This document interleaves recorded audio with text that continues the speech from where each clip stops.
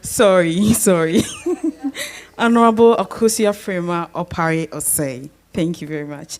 And the Chief of Staff. So Akosia Frema Osei Opare is a seasoned Ghanaian development practitioner, academic, and a politician with a career spanning over 40 years.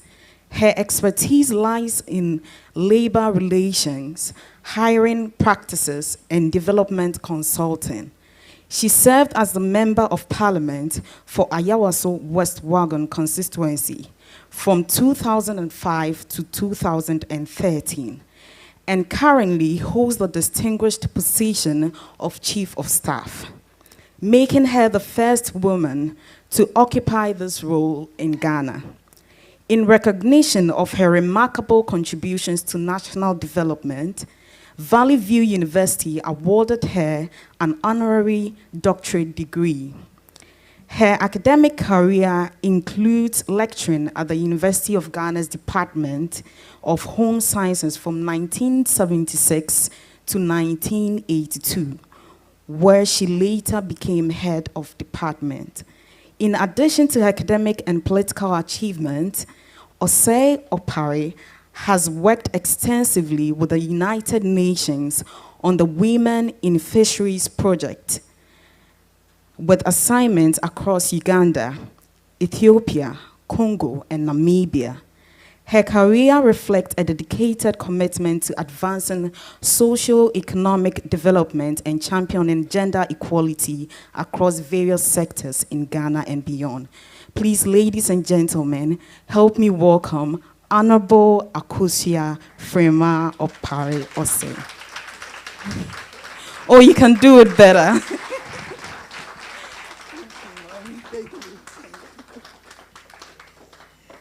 Thank you very much. Before Sohan, the Vice Chancellor of the University of Ghana, Professor Nanaba Apia Amfo,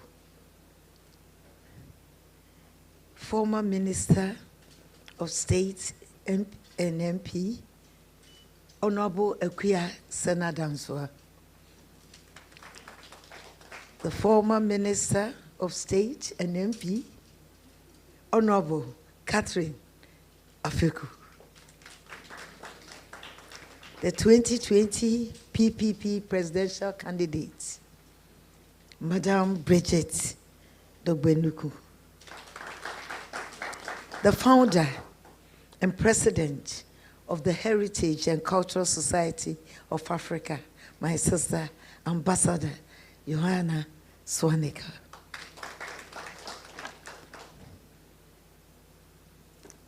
AOGA Global President, Professor G.K. Anim Wright.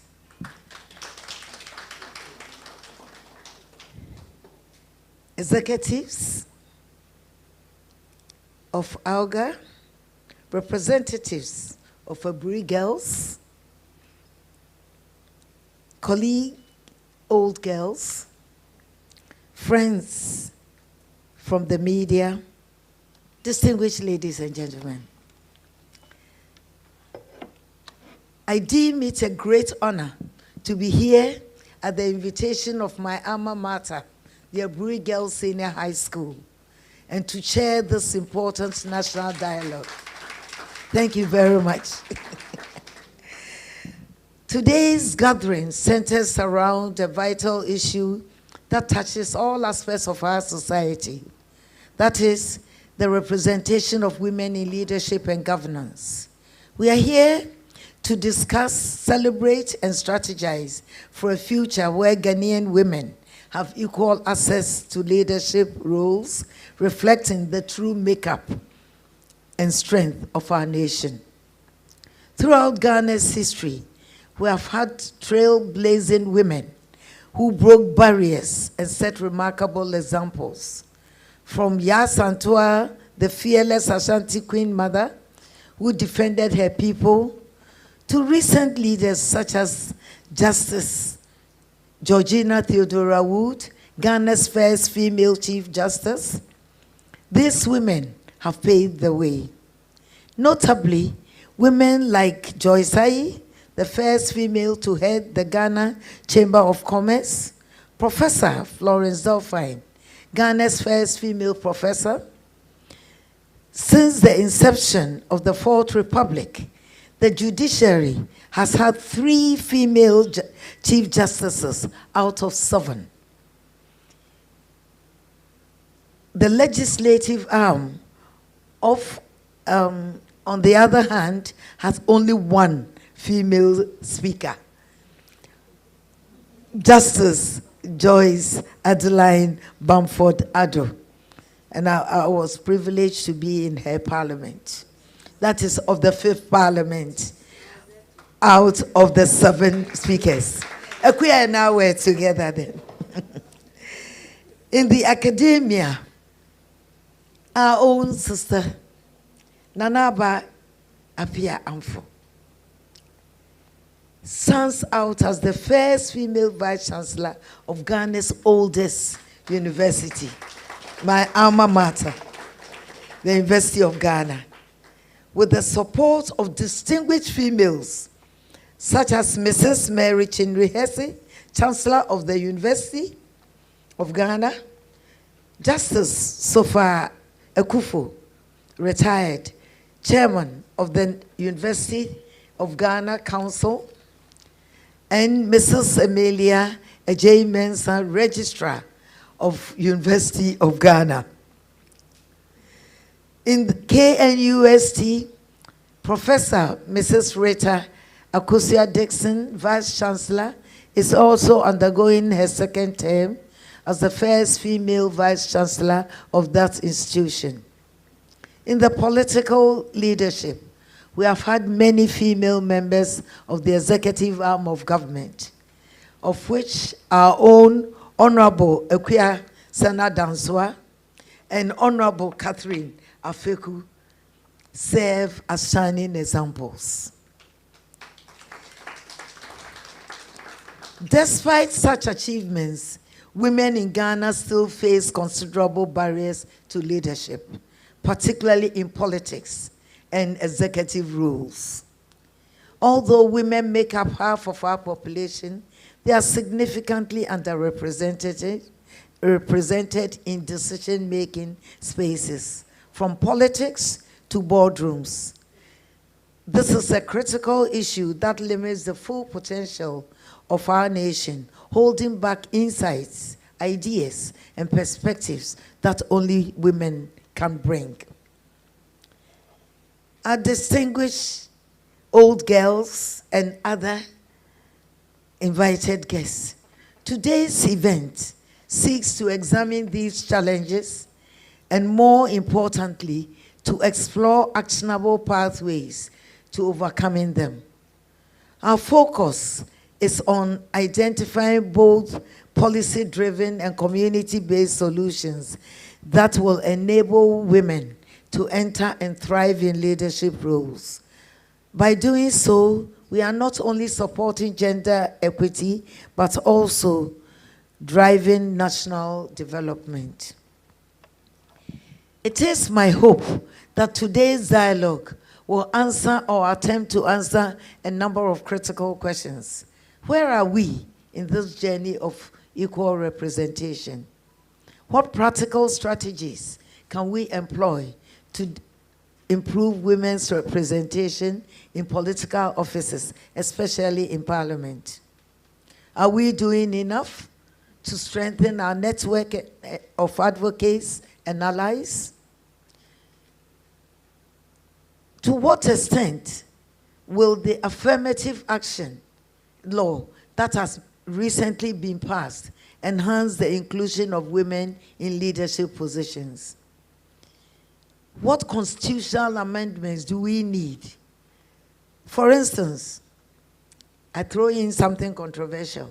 With the appointment as against election of MMDCEs, municipal, metropolitan district chief executives, improve or be a risk for women representation at the local government levels.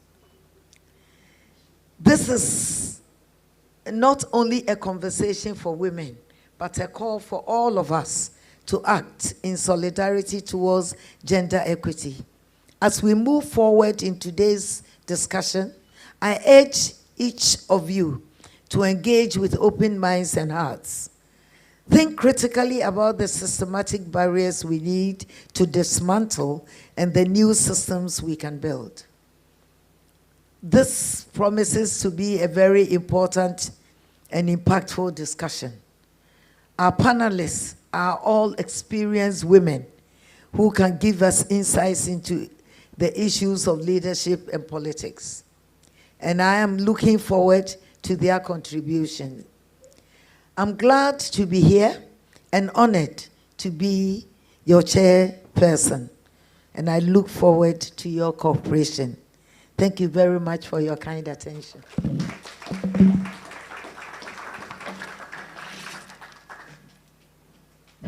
Let's put our hands together for her as she takes her seat. Thank you very much, Honorable Akosua Frema Osei Opare.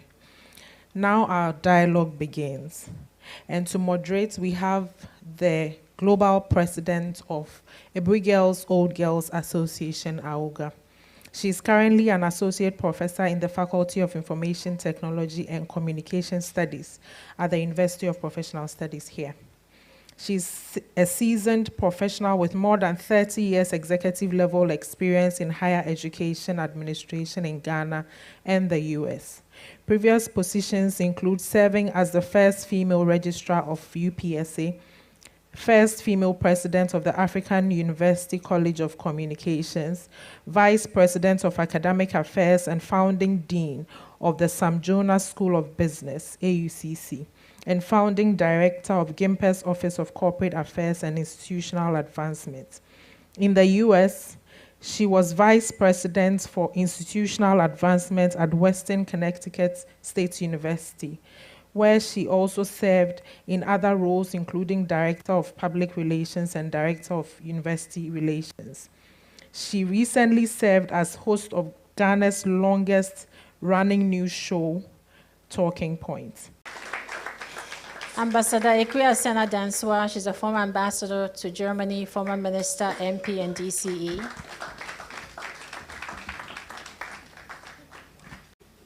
Honorable Catherine Afeku, she is a former, I did my notes.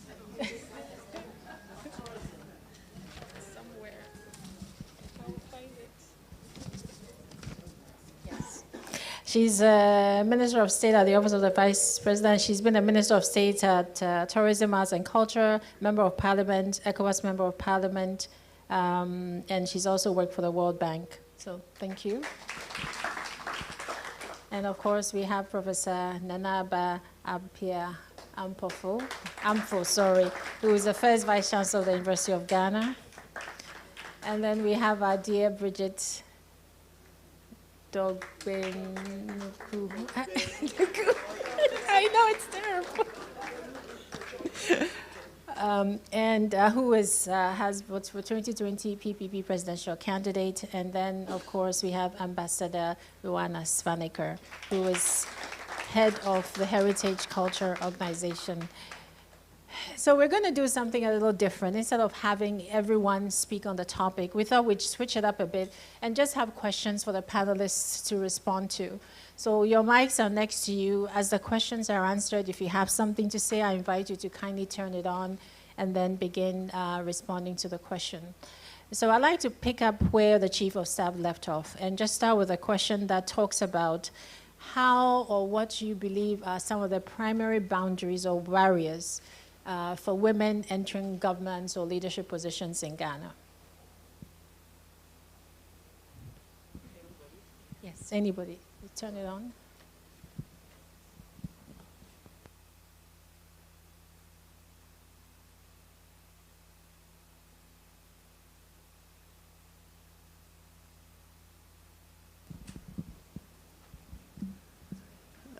Hello and good afternoon, everybody.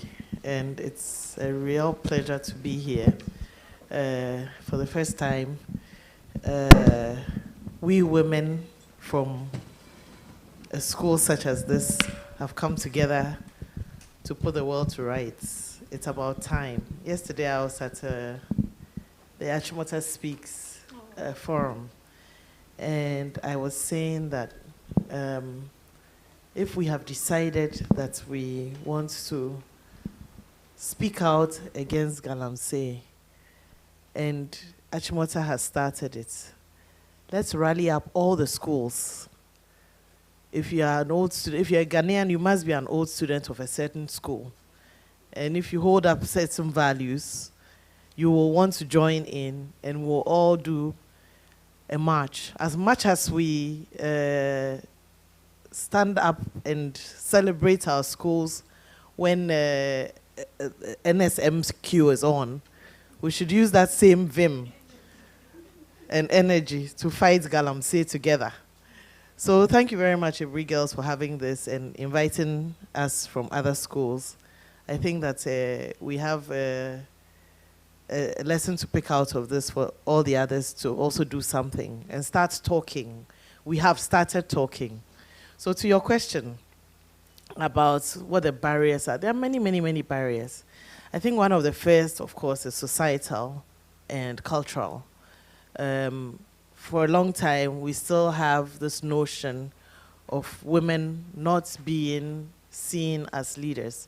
I mean, come on, a 200 plus year old democracy still hasn't seen a woman as a leader.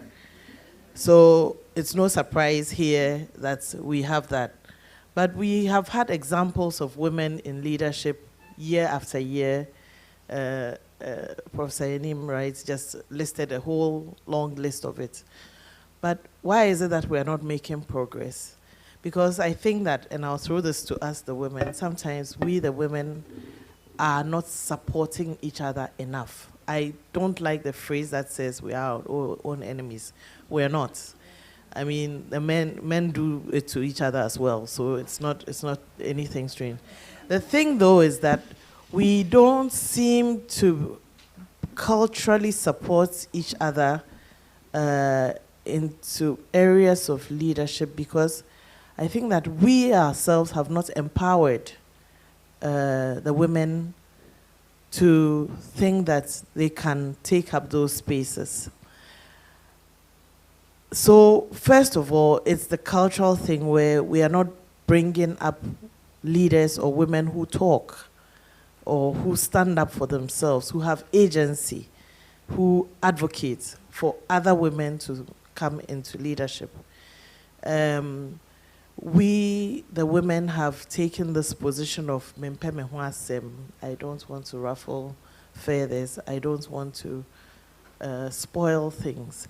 And I have often said to the women in parliament that we need a certain unity, regardless of which side of the divide we are on, because there's strength in our being united. We can't hold partisan positions and then expect to have strength when it comes to issues of women especially, and when it comes to leadership. We must support each other. So there is that issue of not having our own supporters. There's that issue of not having enough unity. And of course, the societal or cultural socialization of women seeing themselves as, you know what, I can also lead. But when you go into our communities, it's the women who lead quietly. It's the women in our markets. It's the women who fund our districts in our assemblies. They pay the tolls and all those things in the marketplaces. They are strong. They are the ones who build the families in the communities. They are the ones who bring up the children. How then are we not seeing them as capable of being leaders? And we must address that. We must let them recognize the power and the strength that they wield, and therefore how they can use it to lead. I think that when Auntie Freeman talked about DCs and MMDCs, that probably is the place to start, or if not, even lower at the assembly level. I only vote for, I don't know how many of us voted, and I said this earlier on at Ashesi. When you talk about it, a lot of us don't vote at the assembly level. I did. I don't know. If I ask people to put up our hands now, very few hands will go up. And we say it's because we don't know them, but we have to empower them. So I go and vote at the assembly level. You know who I vote for? I vote for the women. Any woman on the ballot I vote for. And I tell the story that this year when I went to vote, there were 3 women. I think we were supposed to vote for 5 people. So I voted for all the women on the ballot, and then I ran out of my choices. So I looked and I saw someone who was a quantity surveyor, and I voted for him. And I still had one. So I voted for the most good-looking man. Thank you so much. May I? Yes. Thank you. Thank you, Koyo, for giving me this opportunity to speak about this topic. And Bipo Sohan, so happy to see some of my mates here, some of my seniors, and you know, the Aburi girls community. Thanks for coming to support. And of course, Professor Newman, all the way from Kolebu, thanks for coming as well.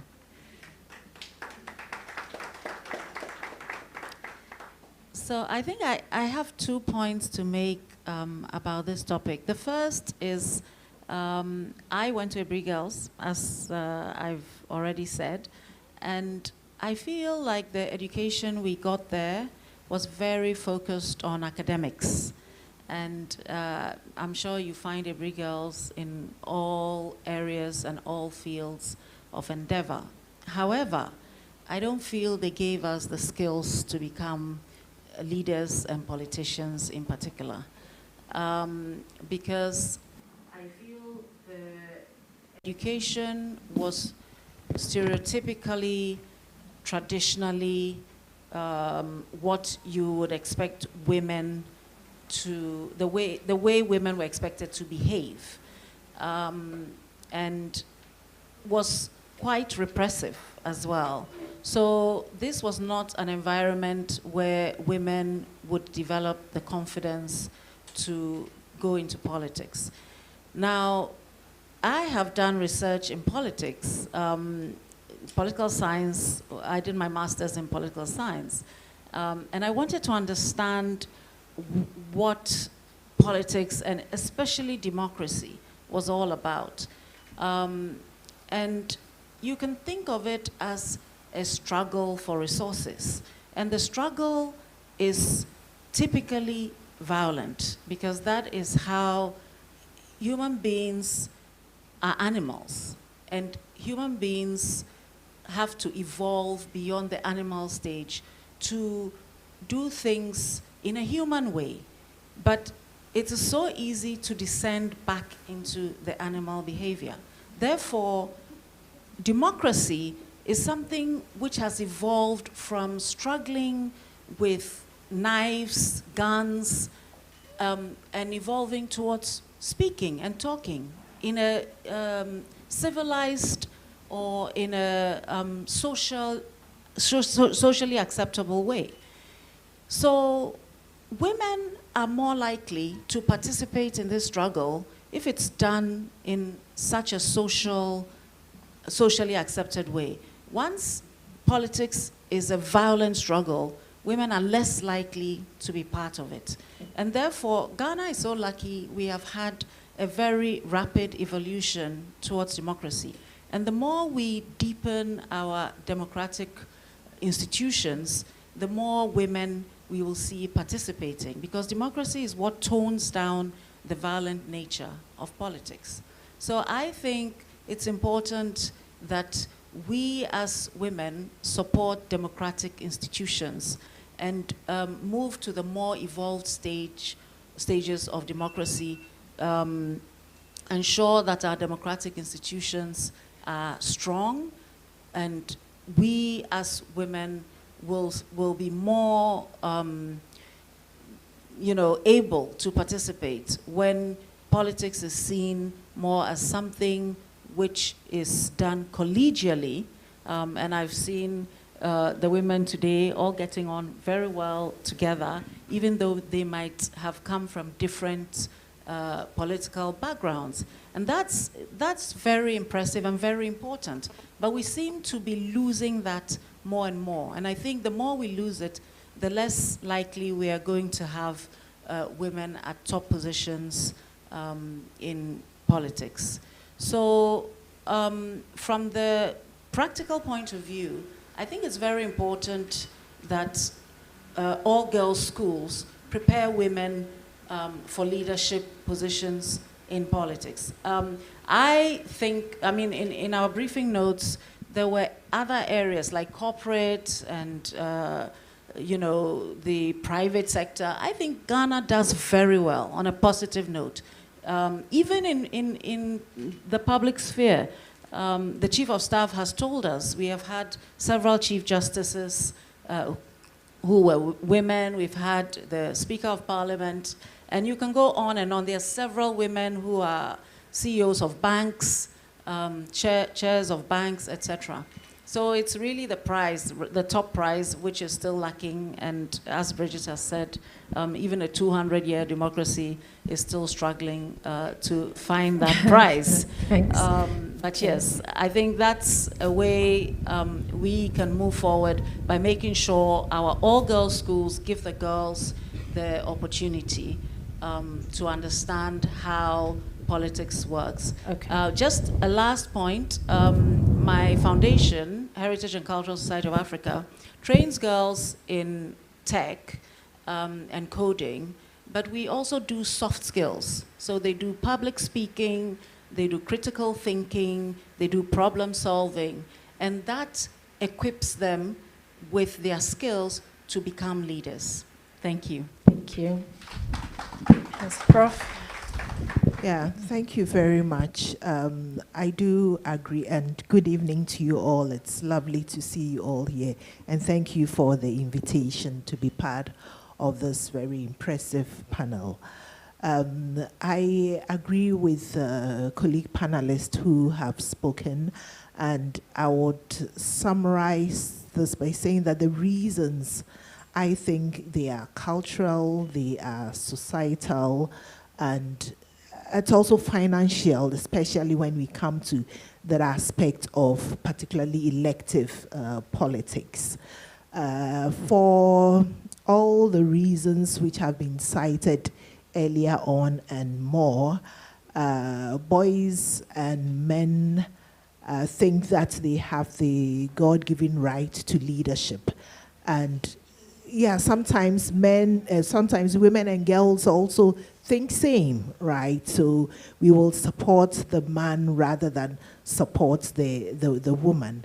And if I should speak from my own experience, I was Pro-Vice Chancellor for Academic and Student Affairs before I became Vice Chancellor.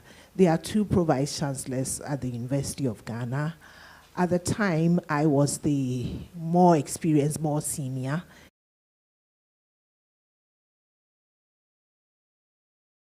When it was time for us to compete for Vice Chancellor, I'll get, people come to me and talk and then ask, so are you going to apply? And my response, of course, is yes, I'm going to apply. Why not? I mean, give me reasons why I shouldn't, right? Because if we haven't really set up this whole process for ourselves, it should even, if you like, naturally come to me, and I remember, one guy said, oh, I thought that you would wait, for the next round so that you do this into retirement. And I said, the only reason why you are even questioning whether I should apply is because I'm a woman, period. If it were a man sitting in the seat, there would be no question at all whether or not he is going to apply. So it's an attitude we need to work at. And it's not just the men thinking so, it's the women. Sometimes we don't even realize that. And so we don't put ourselves up for situations like these. We are not as confident as we should be. You know, when very often, and I'm involved in, you know, a number of, if you like, fellowships, etc., where we evaluate applications and so on. Often you don't get as many women applying, but the women who apply, they are often, you know, extremely good, because the woman would look at all the requirements and want to get 150% of that before she puts in the application. And, you know, the man looks at it 50% and he thinks that he's good to go, you know. And again, to speak from my own experience, I remember that some years back, someone, you know, wanted to, a female respective,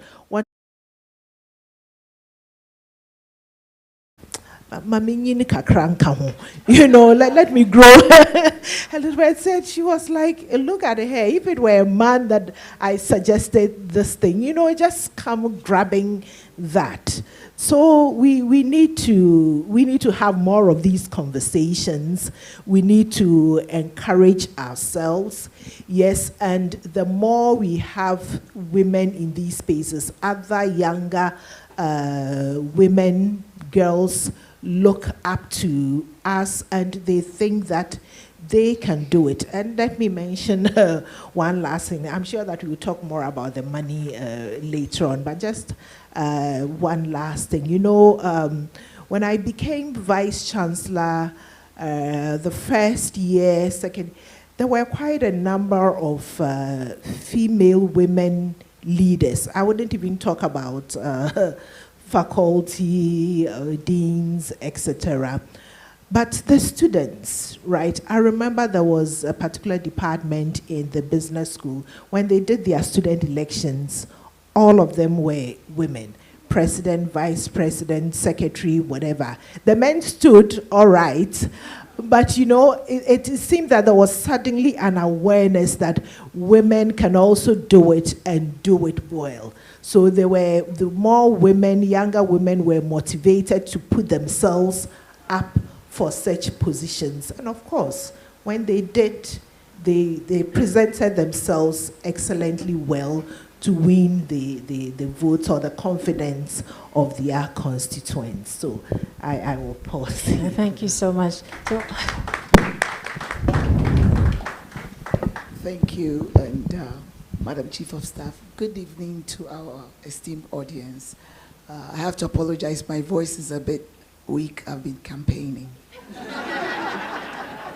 The barriers that you asked, there are three that I can think of. If I bring up my own experience, I think if we can check the records, I might be the first female, I'm making my own Guinness Book of Record, to have gone into this arena of politics in 2008, winning against all odds, losing in 2012, reorganizing, lacing the boots, and coming back strong, winning in 2016, losing in 2020, went back, got new shoes, reorganized, and in the ring for the next 24 days to win.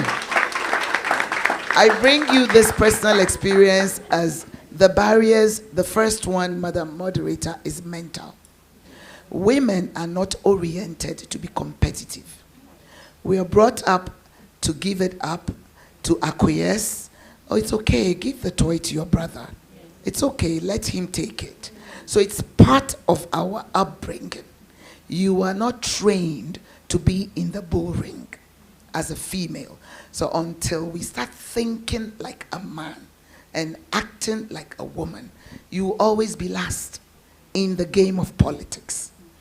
And fortunately for me, I was mentored by Madam Chief of Staff. The 5th Parliament, I was a freshman. I met her and she took me under her wings. Madam Oboshisai Kofi, who was supposed to be part of the panel, actually discovered me in Atlanta, Georgia. So I've been here for the last 2 decades fighting. And I will continue until the next young girl will get the same spirit of, it will not be given to you on a silver platter. You have to fight for it. And we are not talking physical, we are talking mental. The first barrier is legal framework. The entire political landscape is not designed to support women. No political party has its manifesto that there is a special provision for women. Unlike other jurisdictions, Kenya, they have women representatives who are nominated. This only happened in our country in 1960. The Women's Representation Bill by the First Republic, Dr. Nkrumah, they were not elected.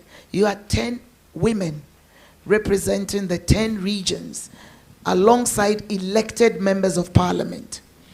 We have come this far, over 60 years. We just passed the affirmative action bill into a law, but it has not been implemented. To be fair to political parties, they only reduced the filing fee to 50% for women and people with disability. But it is not enough until the political parties accept that the 200 and next 3 weeks it will be 276, the 276 seats, they will carve out, let's say, the 76 seats for women to compete. We don't want tokenism. Design the 76 seats for women only to compete amongst themselves. That's the only way you will ensure women to be in parliament. As we speak, it's only 14.5%. 40 women out of 275. I was part of the 5th parliament, like Ekuya and Madam Chief of Staff. We were only 19. And then I came back to be part of the 7th parliament. It was less. And then the 8th parliament has 40 women, 20 on the green side, 20 on the blue side. So 2025, 7th January, we're hoping to get to at least 20 to 25%. We're hoping. There are more female candidates. And I'll be one of them. I'll be one of the 9th parliament female parliamentarians. It comes from your heart. If you don't speak it, it will not happen. No one is going to give it to you. That's the first one. Policy, legal framework to support more women, to stop the underrepresentation. Number 2, the Affirmative Action Act is a law now. So the implementation, it will require more women on the floor of parliament, pushing for practice. You are talking. And if you assert yourself too much, you are arrogant. So you have to find the balance, tactfulness, because there will be bullies to tell you you are not enough. You cannot do it. Why are you here? You have to have a valid reason to be part of the political landscape. And you need to start believing in yourself that you deserve to be there. Otherwise, you'll always be wondering why you have only 19 women in parliament, 20 women in parliament. It is not acceptable. But it's because us, as a female species, we are not fighting hard enough. So we can do the political talk, financial barrier, societal barriers, and legal barriers, but innermost barrier is ourselves. How do you see yourself? Do you see yourself as a leader, or do you see yourself as a follower? Do you see yourself as an appendage, or do you see yourself as a trailblazer? When you look in the mirror, ask yourself these questions. Then you will realize that women are even more equipped, better equipped to lead. We are more inclined to social protection issues, gender, children, housing, these issues, even security. Women tend to focus more on the national security of a nation. But have you ever heard of a Minister of Interior in our country? No. It's because we are not fighting for it. So, Madam Moderator, if you ask me of barriers, the first is mental, the second is legal, and the third is societal. Thank you.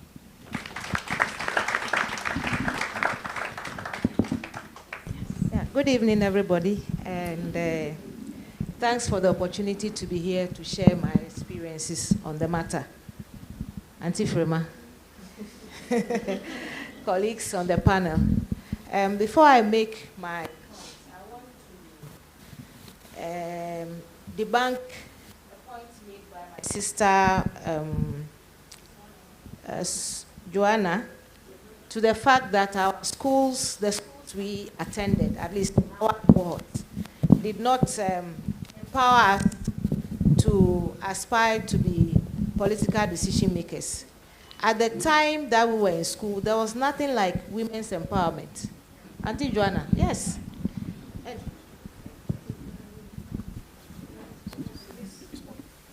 Hello, yeah, okay. So we can't blame them. They taught us to be gentle, pious, homemakers, you know, secretaries, and stuff like that. It was only after the Beijing conference in 1995 that clamor came up. That was when women were empowered, were taught that, yes, we can also hold decision-making positions. So it was from that point, and in fact, it was that conference that made a turning point in my life. I trained as a journalist, and my whole ambition was to grow and become a senior journalist, a very powerful communicator in Ghana. But then I had the opportunity to attend the Beijing conference, first as a member of the National Planning Committee, and secondly as a member of the national delegation. So it was in Beijing that I said, oh, so with my background, you know, I could aspire into decision-making easily. So interestingly, when we came back, my senior brother, Commodore Bimpe, was the MP for North Dine at the time. So when it was time to contest, I woke up one day and said I was going to challenge him, in spite of his age, experience, height, and everything. You know what happened? When I got to the Congress that day at Bando Secondary School, they said the competitors should introduce themselves. So here was I, very slim, very tiny, but very emboldened after the Beijing conference. And then I came to introduce myself, and my constituency chairman asked me where I have been all these years. And I said I was in Accra working as a journalist. Then he asked me, why now? Was I not afraid of Commodore? I said no. Then he said, why? I said, I'm just returning from the Beijing conference. And he looked at me from head to toe and said, come on, clear off. Live here and go and understudy your uncle. When the time comes, you will come. And I obeyed. I just left the stage, went down, and, you know, started thinking about all the experiences I've had, you know, over the years in Beijing, and why they will not allow me to use this to the advantage of the constituency. Anyway, to cut a long story short, 4 years after, there was a vacancy for the position of a DC in the district. So I seized the opportunity, and I went in again. This time, they didn't even think that because you showed up at the constituency primaries, we should give it to you on a silver platter. I had to contest with 3 strong and financially sound men. Yeah, it wasn't a joke. But then, with the support of my uncle, Commodore Bimpe, who said he wasn't going again, he supported me to start from that point. I started in '97, and fortunately, by the year 2000, following his decision not to contest, he gave me the opportunity. I contested with men, and I won. What? So I've been doing politics since 1997, June. And what I want to add on to the challenges already mentioned are that societal pressures, family pressures, our own attitude. Sometimes you can do it, but you think that, oh, this is a male-dominated area, and so let me sit back and watch. Even though you may be more competent, more qualified, and more experienced. So we may have to work at our attitudes. There is also the issue of religion. most of our religion, and including the traditional religion, frowns, would I say frown? Frowns on women in decision making. They tend to look at us as mere human beings who should be led by men. And this is a situation that we have to work at, because times are changing, the world is growing, and we need more women in decision making, even in our churches. So I will encourage everybody here who maybe is very religious to seize the opportunity wherever they find themselves to aspire into decision making from the churches. You could be a treasurer, you could be a management a team member, you could be a secretary, you could be an IT person, but that also is decision making. You start from there gradually, and then you work your way upwards. There is also the lack of political will and political commitment. We have policies and laws that say that at least 30% of women should be represented in decision-making bodies, but over the years, our various governments have not been able to achieve that. So we will use this opportunity to argue and also advocate for the fulfillment or the implementation of these laws and policies that we have. Whichever government wins in 2020, whichever government comes into power in 2025, they must see this as a very big task that they must work at. Then also, we need to do a lot of legal changes to the Constitution and also to our laws if we are to implement this 30% and also asking for more. If we are going to ask for quota systems, especially in our strongholds where we are sure that women can make it and come to Parliament, we need to amend our laws, our electoral laws and all of that. So it's not going to be easy. It's going to be challenging, but I think we have the capacity. We have women in various positions who can help us to work at these issues. I will end at this one, and then at this point, and then listen to our mother, Auntie Frema, after which. Oh, you are not? No. I'll have an opportunity. Yes, okay. Later. Okay, all right, thank you. So we'll, thank you very much. We'll tackle the next question. Thank you. Okay, I see that Madame Jogbonuku wants to say something, but I want to ask the second question, and then you can respond to that and dovetail into it. We've talked a lot about support, and I think even beyond the support of our peers, there's the media support. Because I did a rough survey, a research maybe about a couple of years ago, and the highest percentage of women featuring in stories were entertainment. When it came to everything serious like business, financial, politics, it was the men that they went to for sources. So when we talk about partners helping us on this journey, it includes everybody and people who may not even realize that they ought to be partners with us on this journey. So when you're looking for a source, when you're looking for someone to appear on the show, actively seek out the women, because they are qualified people there who have something to offer, who have something to give. And I think that's an important point for us to remember. But using that same support as a framework for the next question, I wanted to find out what support, we talked earlier about how everyone on this stage is from very different political backgrounds.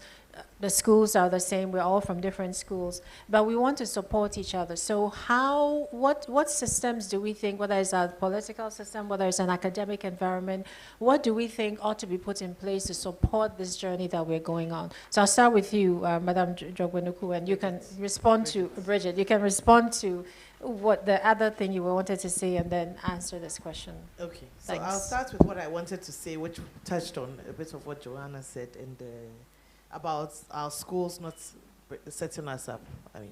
Well, Wesley Girls did. I know. But I think that the Aburi Girls also did.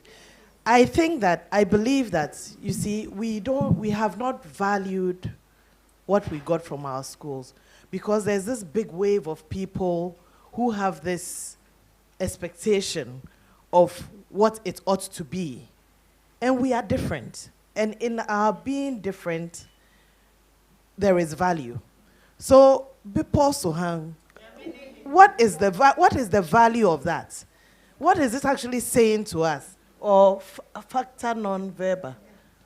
Or live pure, speak true, right, wrong? Those are values that we were made to live, those of us who did 7 years in the schools. And these are leadership values that we were given and we were meant to impart into the society. But what have we done? You haven't put that lamp on the hill. You haven't. You've kept quiet. You've hidden it under a bushel. And am I living pure and speaking true and right and wrong? Probably not entirely. You see? And all of us, not just those of us on this panel, but Achimota School, what's their fast swim school, Jane Shekang, and all those values that we were given, we are afraid to actually live them out because there's a majority that is making us think, oh, you're too something. Oh, but, you know, how can you? And we, the women, we have those values. We would like to use them to lead, but we are overwhelmed. You know, you can't, no. So that is a barrier which we have to surmount. We really have to, because right now, in the way things are going, we can't afford to keep quiet for much longer and say, I can't leave the people's hand. You have to. So that is what I wanted to say about the school and the values that we were, or what we were taught. When I say to people that, you know, in Wesley Girls High School, we didn't only go to pass exams or get a qualification or pass your O-level, A-level, SS or whatever. We went for a thorough education.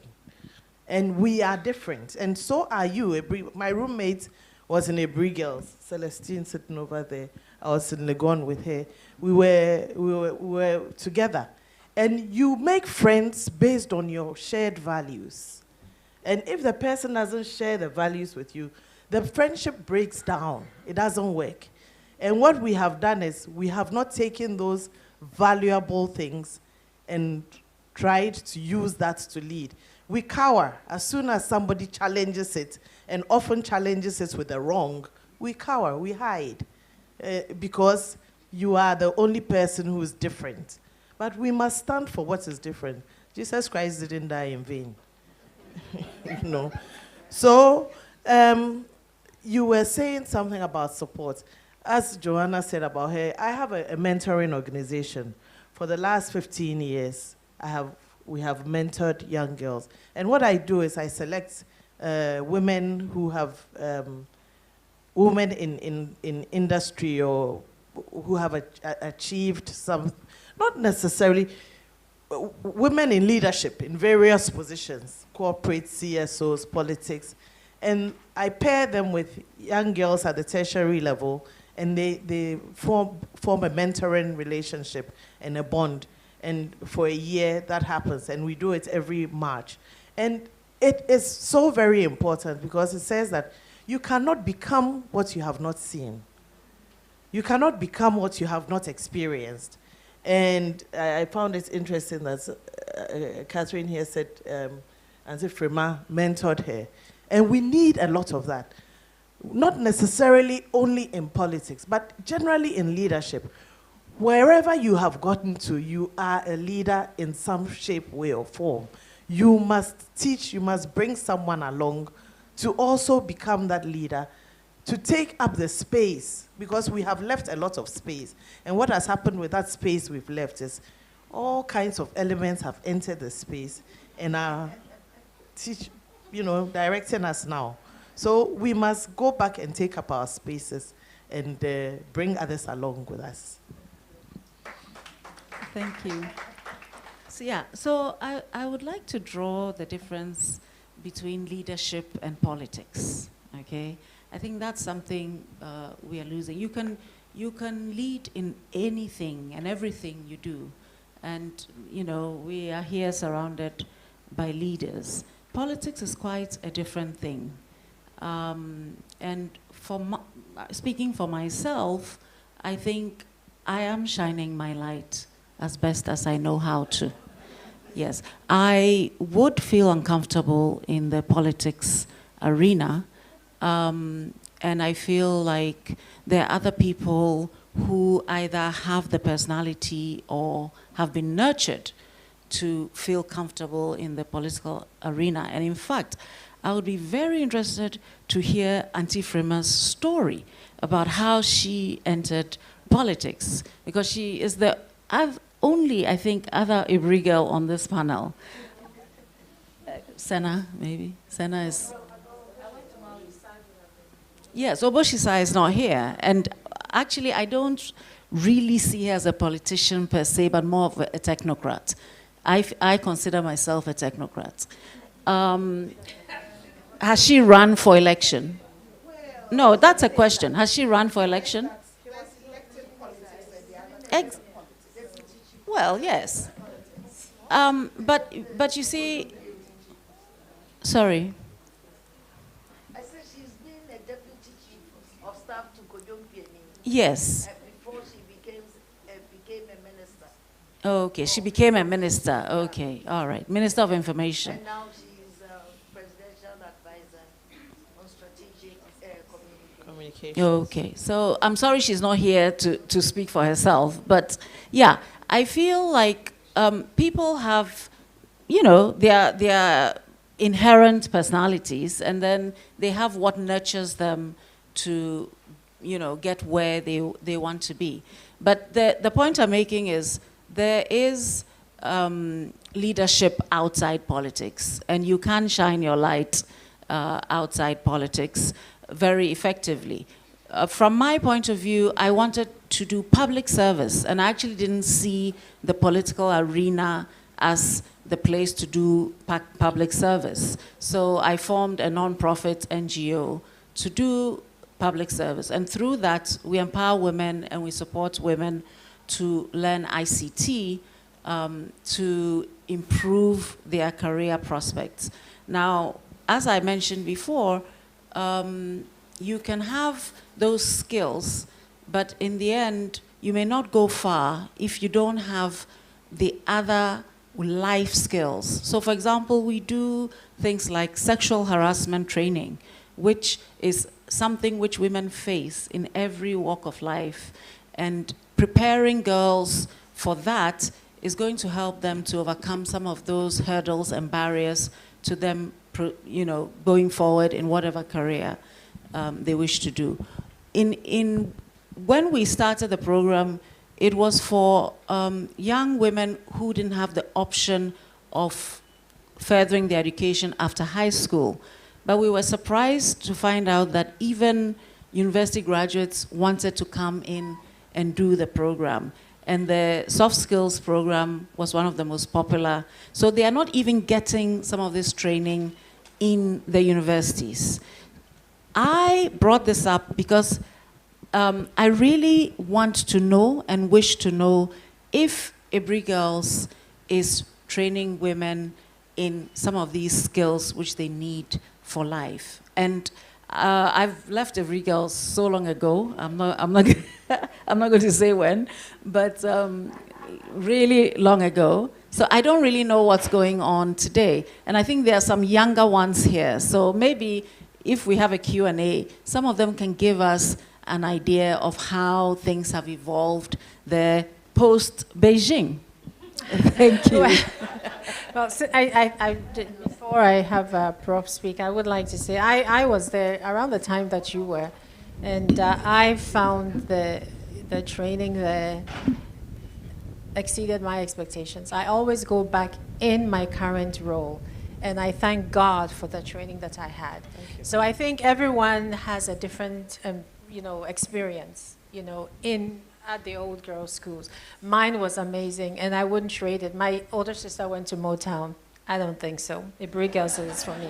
So everyone has a very different experience, but I think that hopefully during the Q&A, we deliberately put some of the younger graduates, alma mater here, so that they could also, like a 2013. I'm not putting down my Aburi Girls experience. No. I would just. And I'm here today because of Aburi Girls. Yeah. So. But I also feel like the regime was traditional and repressive towards women expressing themselves in the forum where you need to, as Catherine has very rightly described, you need to stand up to bullies. You need to stand up to the people who are trying to put you down. But if you are taught to be compliant, then that is a very difficult... Yeah, I think I didn't get that experience. I was not compliant at Aburi Girls. My mates are here. My mates are here. But I think that's your personality. I don't want this to be a Aburi Girls. This is not an Aburi Girls thing. We are just trying to get a broader issue. But that's why I talked about personality. No problem. As well. Let me have Prof, if you can share your thoughts. Yeah. So I have my views on that, but we won't make this panel all about that. And now we are talking about the kind of support that we can provide for women to grow into effective leadership. I would say that mentorship and sponsorship, and then also getting the right legal and regulatory frameworks in place, right? Mentorship, and you have a mentoring organization, is, getting guidance, the process of getting guidance from a more experienced person, which is great. I am a product of good mentorship, and I'm not sure that I could have gotten where I've gotten within that period if I hadn't gotten that adequate mentorship that I had. But in addition to mentorship, it's also important that we have sponsorship, right? And by sponsorship, I mean where someone is looking out for you, when someone can stick their neck out, they are in a meeting or somewhere and we are looking for somebody to play a particular role, and the person can stick their head and I say, oh, this one, I know someone, I know Catherine, she can do it. And because of your goodwill, they take your word for it. And they give that person that opportunity. So mentorship has to go along with sponsorship. And I think that for those of us women who have been privileged to be in certain positions, we should make it count. We should make it count. When I became Pro-Vice Chancellor for Academic and Student Affairs, I had the opportunity to choose the administrator to work with. I went for a woman. There was already a woman, senior administrative assistant there in that office. And then people will come to the office and, hey, this office, everyone is a woman. Meanwhile, it's just one person that I changed there. And I would say, oh, there are men here. The driver and the cleaner, they are men.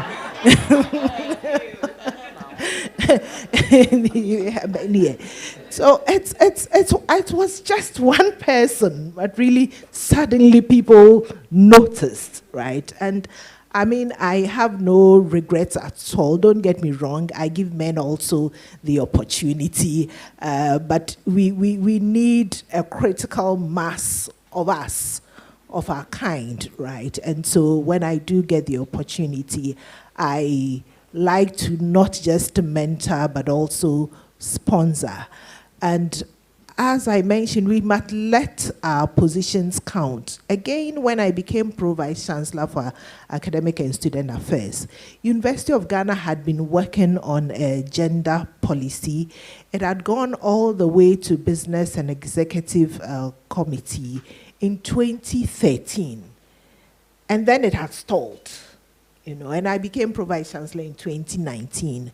That was one of the very first things I took upon myself, to pull that policy, get a committee in place to review and revise it. And I am glad that when I became Vice Chancellor, we were able to launch that policy, get all the necessary approvals up onto council, launch that policy, and we have begun implementation. We needed to put together an equal opportunities board. We have done that, and we are working on that. So we should make, the opportunities that we get count. Of course, that also dovetails into getting the appropriate legal and regulatory frameworks in place. That is what I can do in my position. I'm not a parliamentarian. I don't aspire to be one. Yeah. Oh yes, I mean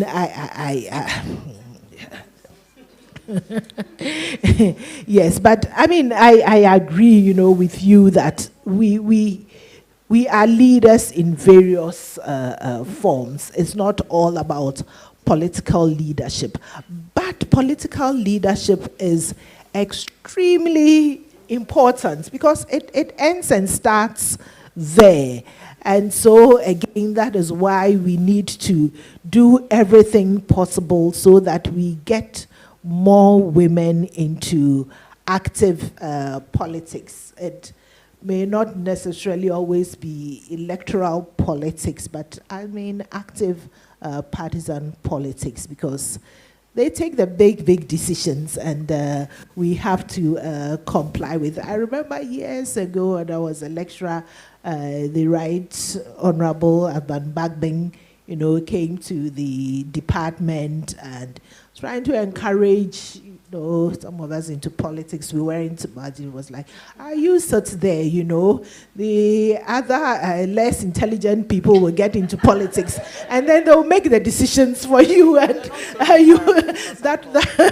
that will be binding on you. So I think it is important.